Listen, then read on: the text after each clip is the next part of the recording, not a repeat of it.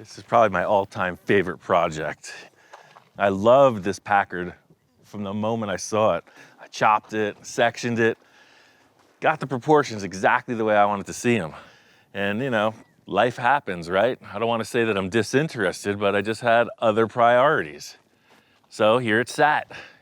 There was still a lot more I wanted to see done with this. You know, I wanted it full custom, and there was still a few more things on the wish list. Put it up for sale, like, you know, who knows what could happen to it, and a good friend just made me an offer I couldn't refuse.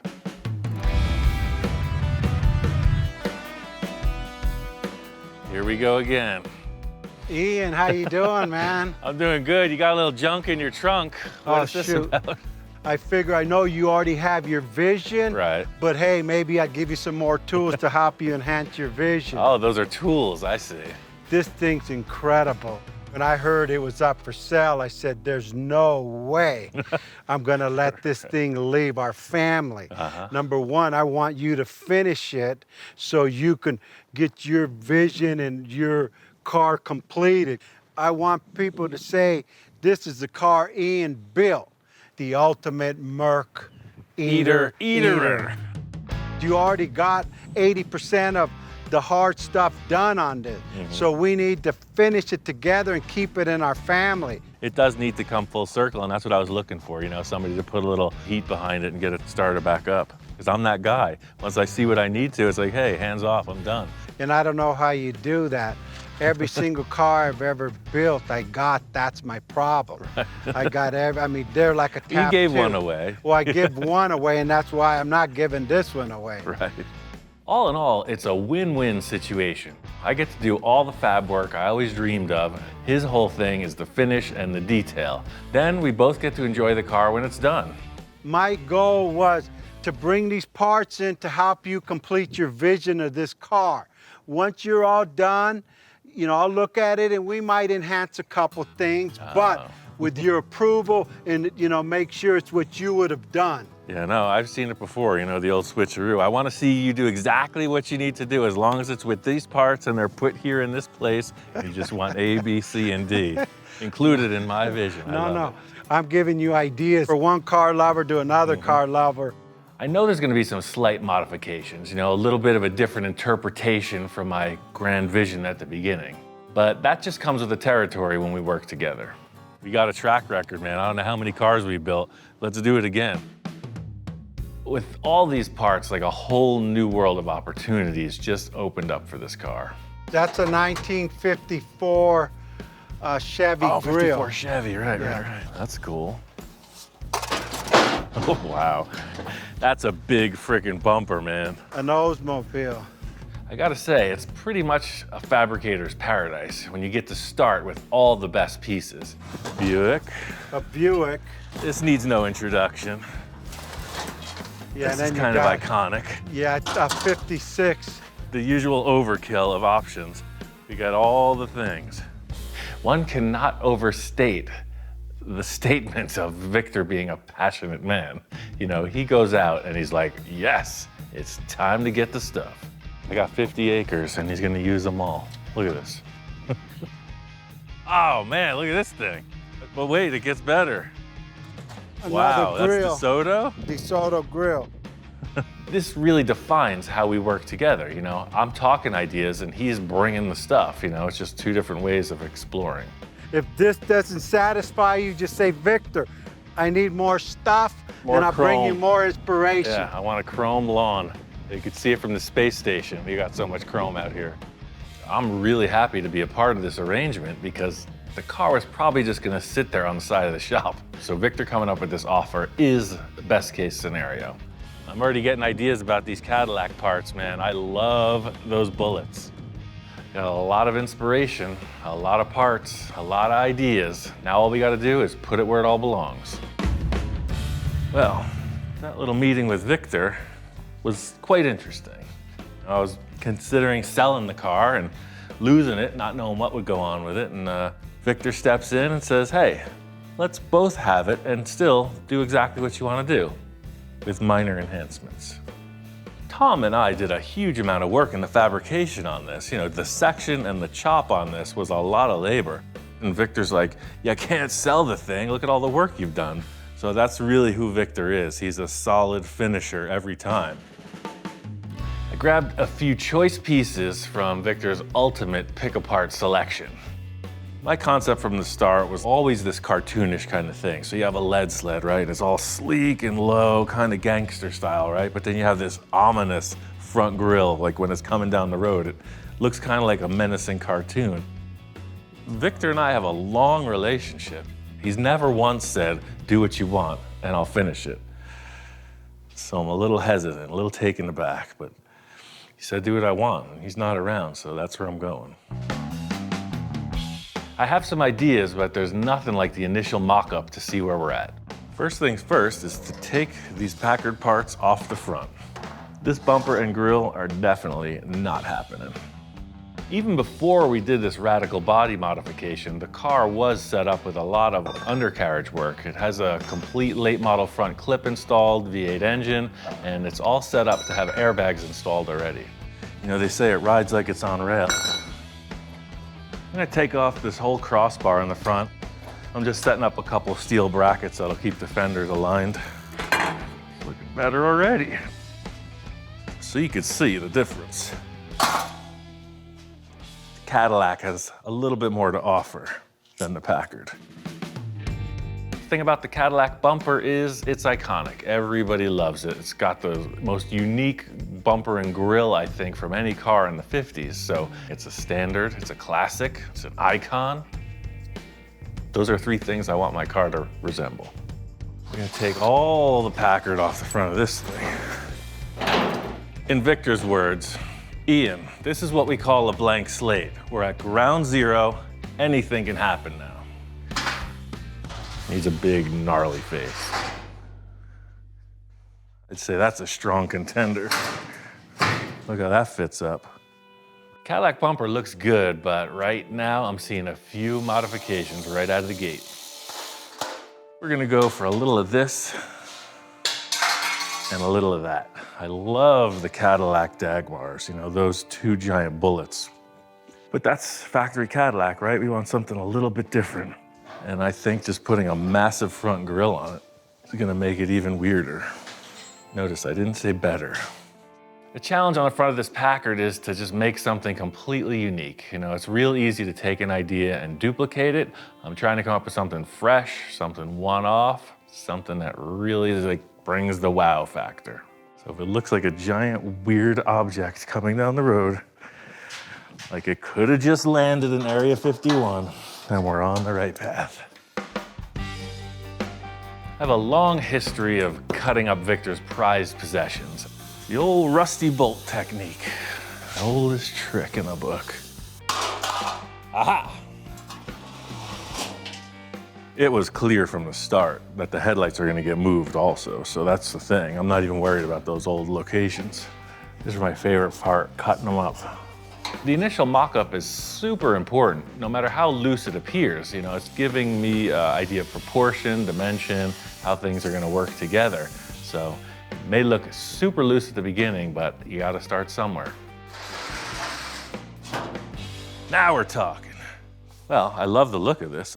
What bothers me is the giant hole in the middle of the car. I got these Buick parts. I started thinking kind of a what-if scenario. What about something like that? But then where do the headlights go? That's the other issue. And this is where we take a right turn. We could just stack a bunch of parts on the front of this car, but I want it to look purposeful, like it belongs that way. I love it. This is the tail, the exact tail of the good old-fashioned mock-up. Packard was just such a nose-in kind of arrangement. I feel like this big, giant grille will really help it out. And you know, like a bunch of these Buick teeth. Like a whole row of them. Merc Eatering grille. It's gotta have massive teeth. Right now, I'm just looking at the grille and bumper, how that chrome parts fit together. You know, later on down the road, all the sheet metal on the fenders is gonna have to be modified.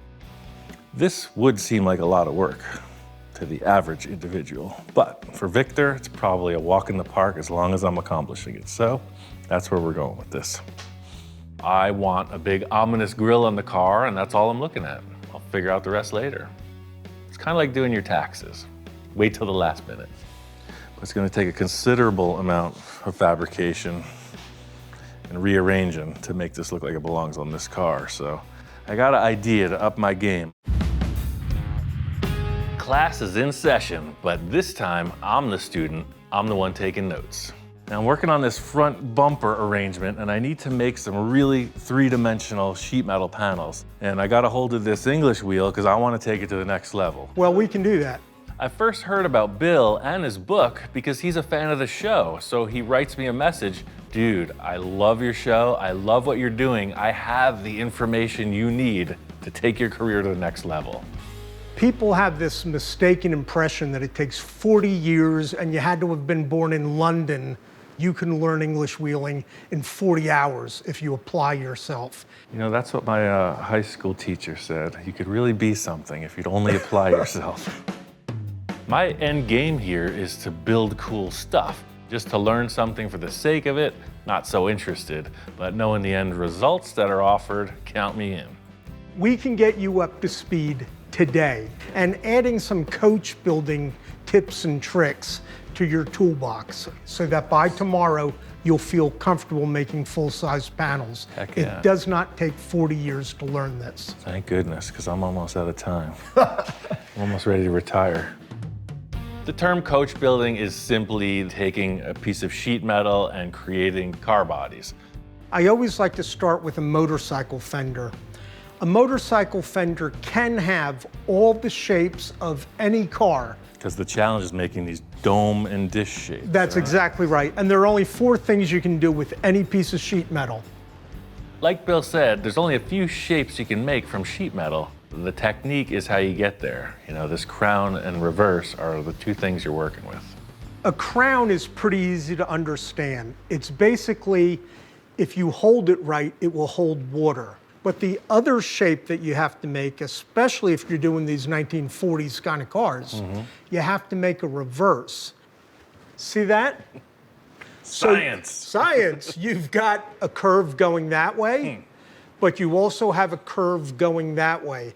And no matter how you hold this, it will not hold water. That is a reverse. That's cool. Nice.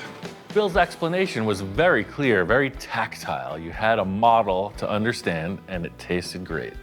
This is called the tucking tool, and this has been around since the medieval period. This is how they made armor. This is a roofing hammer that I bought in Belgium. What you're gonna do is crush these shrinks, and you'll see that whole panel start to curve over now. What do you notice already about this panel? I noticed you ruined a perfectly good piece of aluminum. Oh no. I thought you were the pro. They call these little deformities a bag of walnuts, You ain't okay? kidding. So we're gonna make this bag of walnuts even bigger. Let's get rid of the walnuts in the English wheel. I don't do well in groups, I don't do well in class, so this one-on-one lesson is ideal. Look how far we've brought this already in just a few minutes. An English wheel is a rotary hammer. Think of having, an infinite number of hammer heads. Pop, pop, pop, pop, pop, pop, pop. That's just so much faster than the handwork that we were doing originally. For sure. Him explaining this wheel as like a rotary hammer, it's a really interesting concept. It is basically banging on the surfaces that are presented to it. It's not a wheel of like a car that's just rolling over something. All right, Ian, one of the first things I want to show you is something called the apprentice panel. In England after World War I, 14-year-old apprentices would come into a factory. They first had to prove that they could take a flat piece of metal, make a perfect dome of that metal, and then get back to a perfectly flat piece of metal. Wow. And if you're going to pass this class, you're going to have to be able to do that, okay? So what's the first thing we need to draw on any panel? The first thing we need to draw is this equation. I've got 35 years of experience on those kids. Let's rock. Perfect. Ian, you got a feel for this. I want you to make this panel perfectly flat again. No cheating. It's nothing but a rotary hammer. Right. Pow, pow, pow, pow. I think that's really pretty darn good. Young man, you are no longer an apprentice. You have graduated into the shop. I gotta say, this is one of the proudest days of my life, to graduate from Apprentice English Wheeling 101. That English wheel lesson got my brain spinning. This concept of coach building, it's something I've always known about but never really experienced. Now knowing how I can just form the sheet metal to whatever I want it to look like without relying on an existing car part, that's a new challenge. Before I set out to build these panels on the front end, I need to do a little more finalizing on the mock-up. I love the Cadillac bumper. I love those Buick teeth, so try to figure out how to make them look like they belong on the car and then build to that. I know Victor's running white walls in the end with this car, just like all the rest, so threw on a temporary set of white walls, that gets the bumper right down to the ground. The bumper was like almost 4 inches wider than the car, so I just cut out the center of it, brought it in, and welded it back together. First thing first is these Buick teeth. This will be the center one, and I want that to just hide that. My process always starts really loose, just stacking a bunch of ideas and seeing what looks best. But now it's to the point where like fantasy meets reality. I take the old Buick bumper and segment that and just bolt these all in place. Even though this Buick bumper is in pretty rough shape, it does offer these perfectly spaced holes where the teeth bolt on. So that's a good starting point to get them at least positioned. So now it looks like a bumper again. All about the mock-up. You would think that these would be all the same, but they're all unique. There's a left and a right side of these things. What I'm trying to look for between the Cadillac and the Buick parts is like a flow. It's like I feel those teeth either have to go like up. They have to go up. I was thinking I would see this chrome, but I'm gonna delete it. The whole key for me, it's just like making music. When it sounds right, it's right. Good news is the front of the car is getting lighter and lighter with every modification. There's no instruction manual, there's no rules, just what feels right. I like that. You know, that's a mouthful right there. The only thing I would add to that is maybe this upper grill bar somehow. The mock-up's really coming to life, but to have these parts technically fit with the car is a little bit more involved. Not 100% on this upper grill bar, but what I love about it is how it comes down, down. It's that classic waterfall effect where it's just stepping down. The upper lip, maybe, maybe not, but once I place the headlights, that'll determine. I like these, early, mid-50s Oldsmobile. These are the original Packard headlights. The whole front of this Packard is looking completely different than it was when it's stock. So there's nowhere to attach these headlights. So I'm just creating a simple crossbar to hang the bezels and figure out what looks appropriate. I'm just looking for that face, you know? The face only a mother could love. As long as that's cool, I can build anything behind it. I want the car to be custom, right? So it's easy to just hang a picture on the wall. I don't want that. I want it to look a little more aggressive, a little Frankenstein-y, a little bit overbearing. It looks a little like Victor to me. It's got the mustache. It's got the cool vibes. It's not his car quite yet. I'm not concerned in the least about anything. So this hood, it's a no-brainer. Cut it right through. This should illustrate it quite clearly. There's your problem right there. It just doesn't line up. It's a complete mismatch. The Packard grille design and the Buick grille design are totally different shapes, so the front of the hood's definitely gonna be modified. Victor said, do whatever I want, so hey, I've created a grille in the fashion of the man himself. Now all it's left to do is just build a car that supports that look. I got this whole nose, all the car parts mocked up. I go to the mailbox, I got a surprise package from Bill. He says this is everything I'm gonna need for my adventure. When I invited Bill over, I was expecting to simply learn about the English wheel and the process, but he had a lot more to say regarding theory, work ethic, etc. He says, hold on, I'm gonna send you a couple things that's really gonna send you on your way.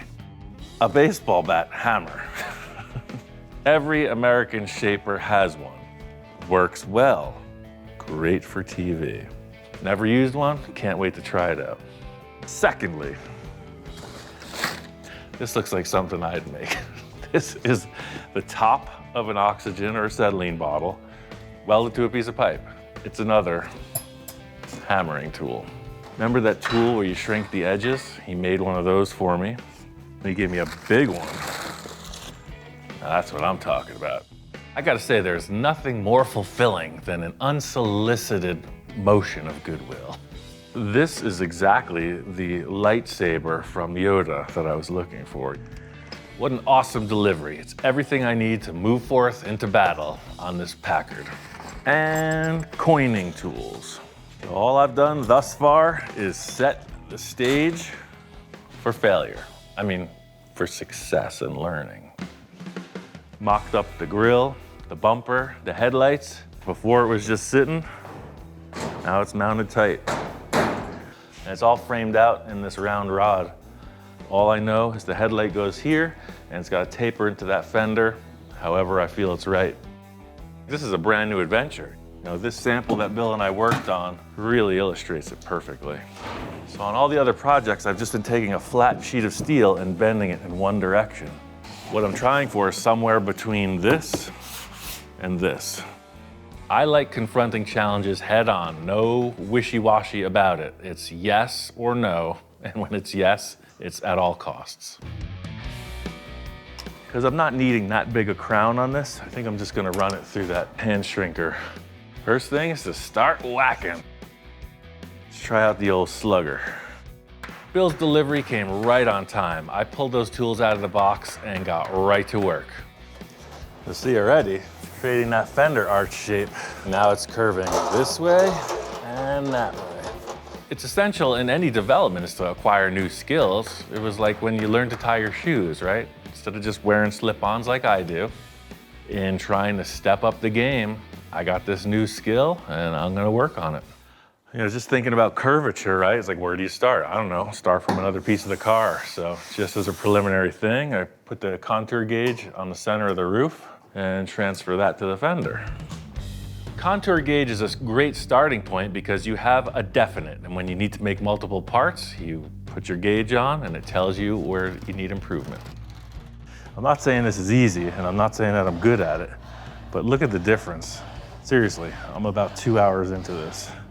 This is really exciting to see this shape develop. Lumping this piece of metal with a modified baseball bat and turning it into a fender, that's pretty groovy. Let's see what it looks like on the car. This is a good starting point. This is gonna be the trickiest part, the reverse, because this is just a bowl shape. It's gonna come down and then spill out. That's what he said, it'll never be a bowl. It's always gonna shed water. I'm just gonna tack this in place. If I have to change something, I'll cut and section as needed. It can be enhanced, it can be brought up, but that next part where the headlight comes down into the hood is the real challenge. Creating the fender in this manner of multiple pieces really helps me out because it's the same type of steps I take like when I was designing the front grille. Focus on one small part and build off of that. What I'm trying to decide is, do I want the fender to just be like up to the headlight or do I want it to be more like a shelf across? I'm feeling like more like a shelf across. Even though I graduated from Bill's apprentice panel workshop, I possess a master's degree in winging it.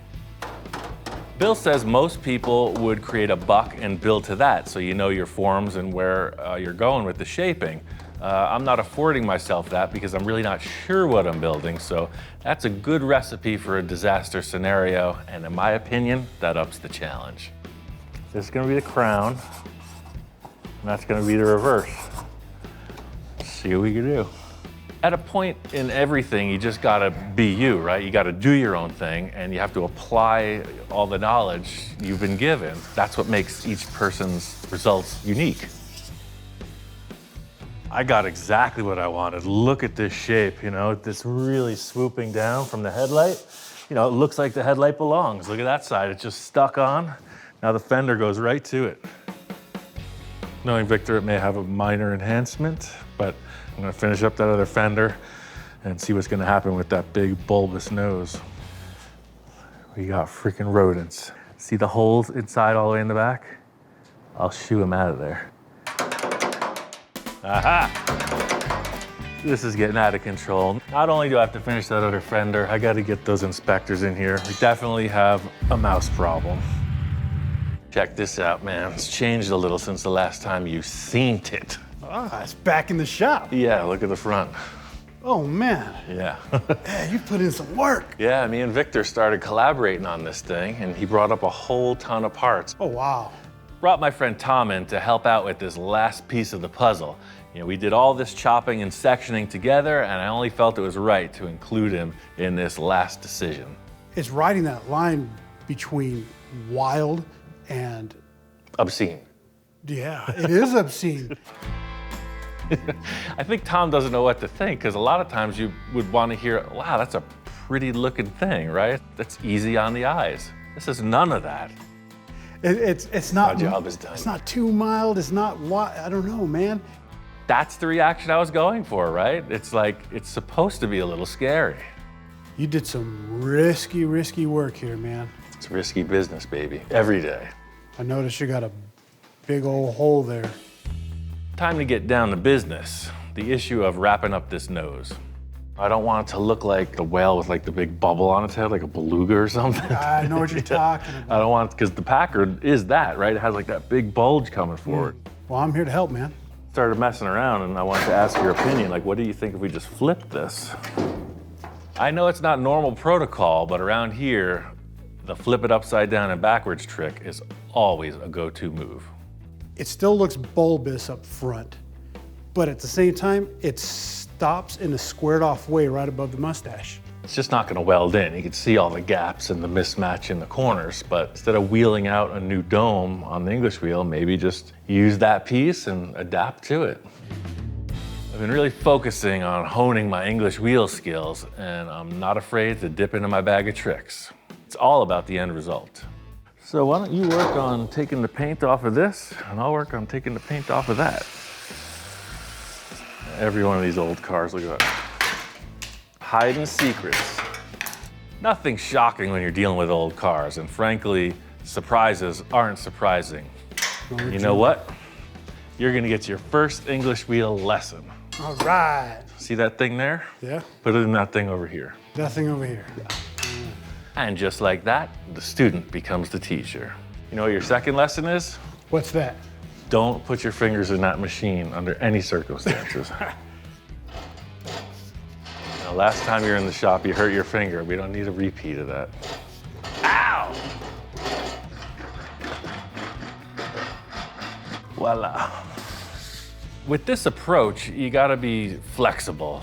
The key thing is just to make sure everything's symmetrical in the end. Yeah, I'd rather not cut it in half though. It's all about positioning with this nose. You know, I don't want it too pronounced and I don't want it to look like it's disappearing. Flip it back over. With your idea, show me it upside down now. What if you just stick that on top and we splice it back even more? Oh, I like that. Look at that. You know, it's gotta have the character you're looking for. If it doesn't have the character, it's not the car. Once you see it, you know it, and quickly move on. Take action and get what you're looking for. Oh, now you're getting somewhere. Now with this machine, I can actually fuse steel together. You're gonna trip out. Last part of this equation is to see how the hood merges into the fenders. So you're talking the fenders coming in here like this. That way the hood's just a little cap on top. I use round rod on the edges of almost every panel simply because it gives the appearance of a rolled edge, but it's really strong. So when you're forming metal to it, you can weld it up and it doesn't distort. Cut me 2 of those and I'll work on this stuff. While my trusty assistant cuts out the sheet metal for the hood, I'll splice in the fenders and we're on our way. Like they say, old habits die hard, you know? We just took that piece of sheet metal that exists, flip it, slap it, put it in. So just like a pancake, it got flipped. Yes, exactly. I like that analogy.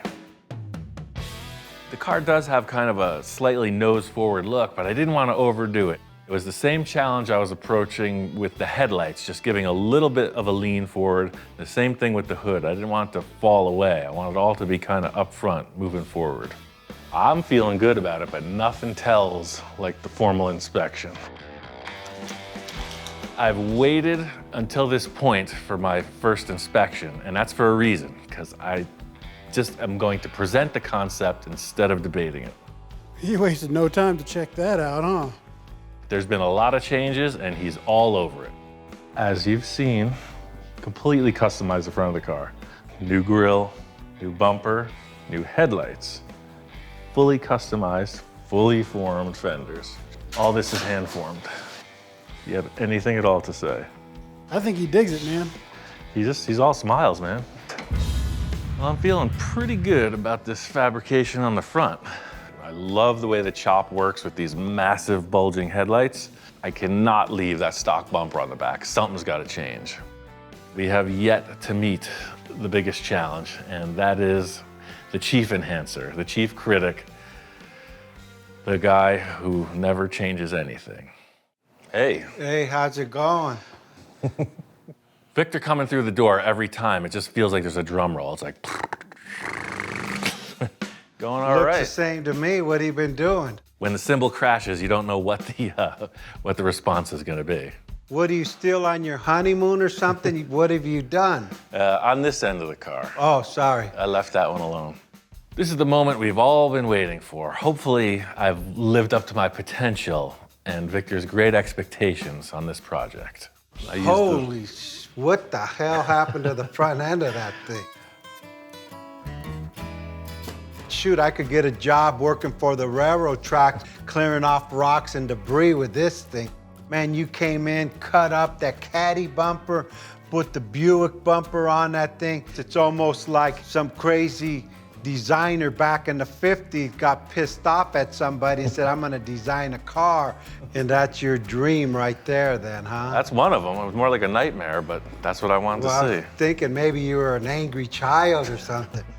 You know, there's a lot to be said for body language, right? Like you're saying something, but you're showing me more. I'm gonna have nightmares about that thing. I'm gonna dream that this car's chasing me around.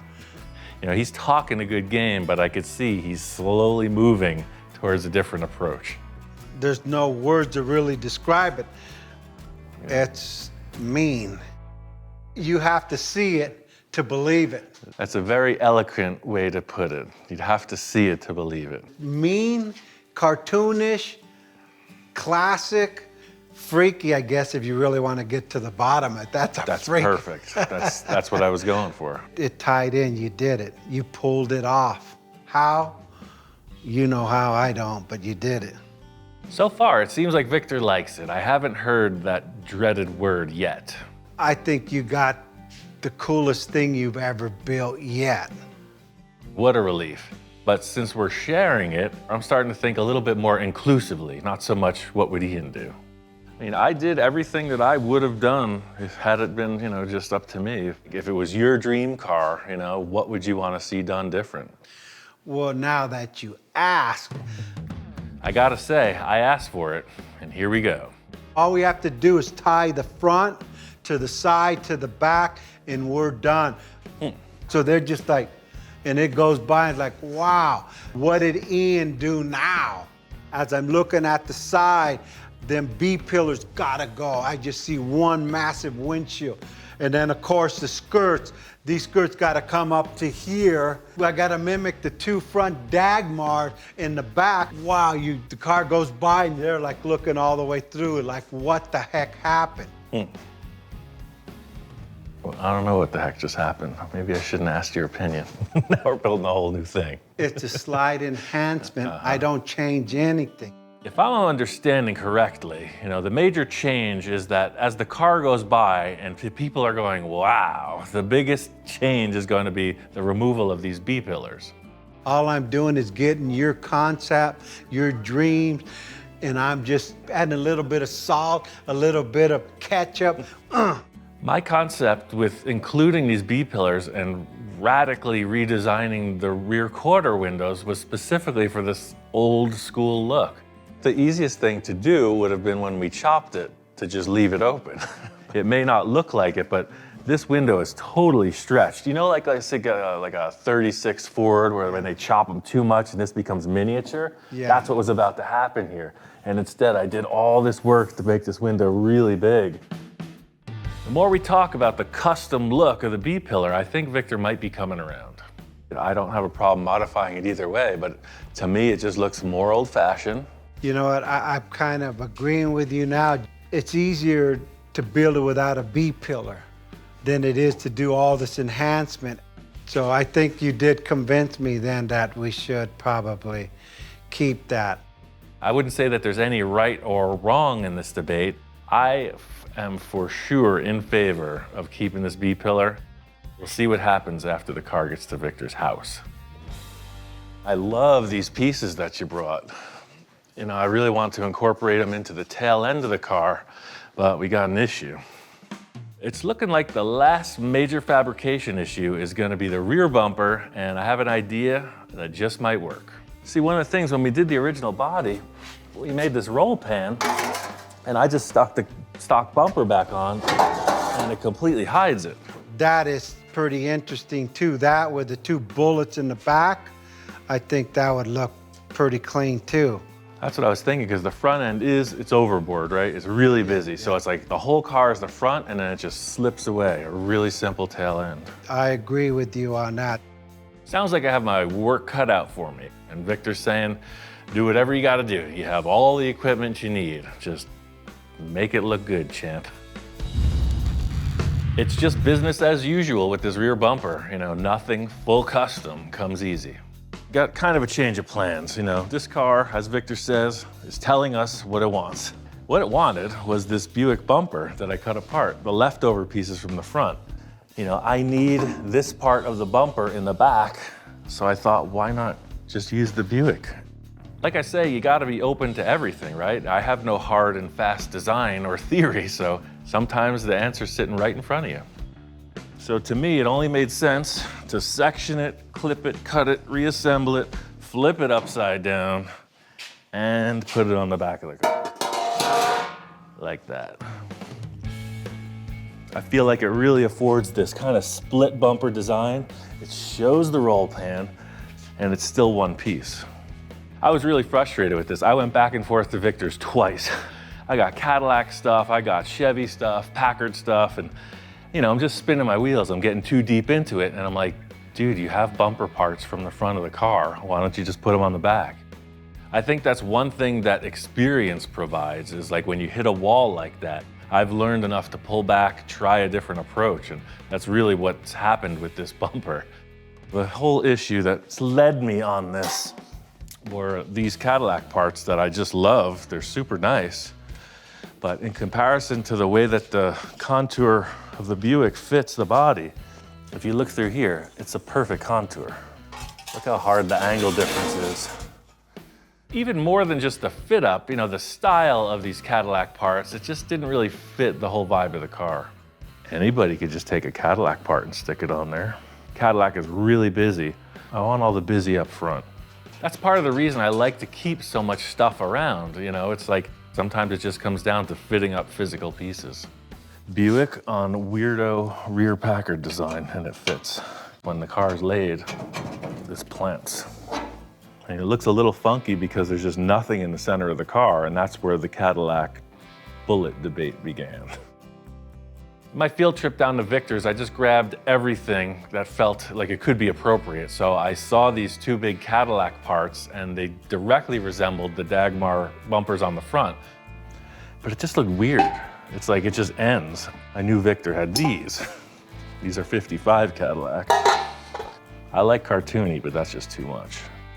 I don't give up easy, you know, you gotta keep pushing until it's right. So on my third trip to Victor's, I just brought everything. I took everything off the wall. These are like DeSoto parts, there's some Kaiser parts, you got all these different little chromies. I left no part untouched in my quest for the right fit on this rear bumper. As I'm going through his place, I see this other grill bar. Well, the concept with this guy was to fuse these little bullets into it, and then I got to thinking, what if he just used the whole thing? It's like it fits. You got your bullet. There's a nice upper bar. Sometimes it's just as easy as that. It's like choosing the right part. I really feel like this is gonna seal the deal. Let me grind these welds a little bit, tack it on, and take a look. This car is evolving. It is a collaboration. I'm just trying to get a few points settled, get it to Victor's, and let the quest continue. Mission gets twisted as usual, but I'm feeling it. Fits the contour of that body. It's got the bullets. It makes the car feel lower to the ground. I love how the edge of the bumper will turn down where it meets the skirt. I think there could possibly be room for development, but right now this bumper fits the bill. When you put something in place and it fits, it fits. This line, follow it. It goes right down. I'm ready to deliver this to Victor. I think the statement is made. This is full custom. Everything's changed. I'm interested to see what his minor enhancements are. I got the metalwork on the Packard all wrapped up. I brought it down to Victor's, and now it's time for the handoff. She's home, Ian, she's home. Ball's back in your court, sir. I got all the heavy fabrication done. I mean, she looks better in my garage than your garage. Look at that thing, it's even glowing. This is where it's supposed to be, man. This is where the magic happens. Victor's excited. He's raring to go. I haven't seen him this ready in a while. That could be a good thing, or it could be trouble. She's home and she knows she's gonna get a makeover. Okay. I showed Victor the rear bumper and got him up to speed. The theme is the same, so bullets in the front, as you're coming out, bullets in the back. Well, in keeping with our context, we still don't have taillights, so that'll be a challenge. We can figure that out after you paint it. The canvas is here. I mean, that'll make a grown man cry. That's the thing, you don't want to see this coming down a dark alleyway at night, man. You get nightmares about it. I mean, you definitely took it to the limit. Yeah. Be a little tough coming up to a parking block. I can't even see the front of the car. I have no idea where this thing ends. I don't know what it is about this garage. I mean, I'm starting to see things. I mean, visions of incredible enhancements that we could do. There he goes with the E word again. I know, it's just a few subtle enhancements, right? The way I see it now, she's happy. I could come out now in the middle of the night and just look at it. She might want to get changed a little. We've gotten into trouble before on other projects with Victor's midnight envisioning process. I just want the project to go all the way, you know, all the way where, I don't know, but that's where we're headed.